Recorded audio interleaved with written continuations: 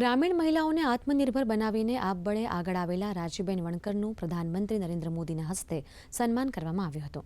રાજીબેન વણકર પર્યાવરણ બચાવવાના ઉદ્દેશ્ય સાથે પ્લાસ્ટિક એકત્ર કરીને તેને હાથશાળ ઉપર વણીને વેસ્ટમાંથી બેસ્ટ વસ્તુ બનાવી રહ્યા છે। તેમની સાથે અન્ય મહિલાઓ પણ આ કામમાં રોજગારી મેળવી રહ્યા છે। ઉલ્લેખનીય છે કે જમનાદેવી બજાજ પુરસ્કારથી સન્માનિત રાજીબેનને અનેકવિધ સંસ્થાઓ દ્વારા પણ સન્માનિત કરવામાં આવ્યા છે। ત્યારે प्रधानमंत्री नरेंद्र मोदीना हाथे पण सन्मान प्राप्त थता राजीबेने आनंदनी लागणी व्यक्त करी हती।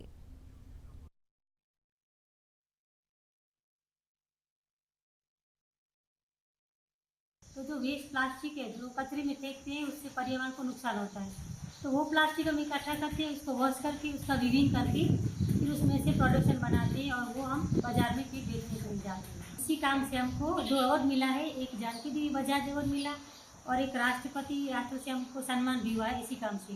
और आज हमारे कच्छ में श्री नरेंद्र भाई मोदी आए हुए थे तो हमारे हाथों उसका सम्मान किया हमने, तो हमको बहुत अच्छा लगा और हमने अपने आप को एक गर्व महसूस होता है